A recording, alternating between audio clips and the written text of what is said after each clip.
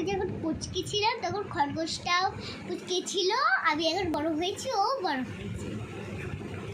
সোনু বাচ্চা, পুদু বাচ্চা, ছোট্ট একদম পুদু বাচ্চা, সোনু বাচ্চা। এটার নাম হচ্ছে মিষ্টি। মিষ্টি শান্তি বাবা আমার কোলে থাকে, অন্য কারোর কোলে থাকে না। কারণ আমাদের কোলে থাকে কেন জানো? আমরা ওকে ভালোবাসি, তাই জন্য ও আমাদের কোলে বেশি থাকে।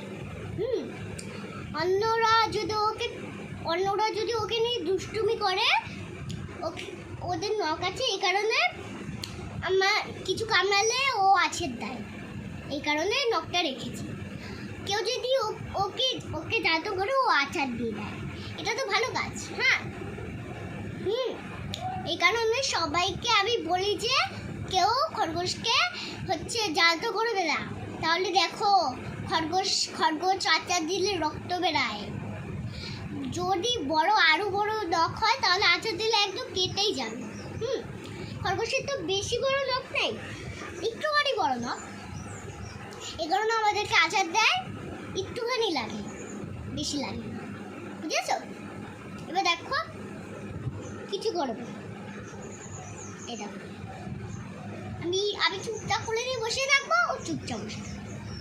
দাদা করে দেখলে দাদা তো দুষ্টুমি করে এখানে, তাই জন্য ওর কোল থেকে আমি নিয়ে কাঁদো করি।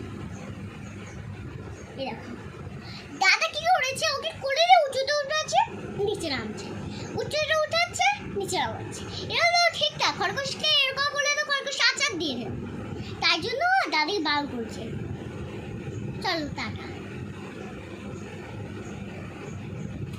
টাটা। হ্যালো গাইস, আমি এখন ওকে জন্য আদর করে স্নান করাবো। স্নান করে ওকে আমি মুছে ওর ঘরে ছেড়ে দেবো। এই যে ওর ঘর থেকে নিয়ে এসেছি। ঠিক আছে, অনেকদিন পরে আমাদের কাছে এসেছে।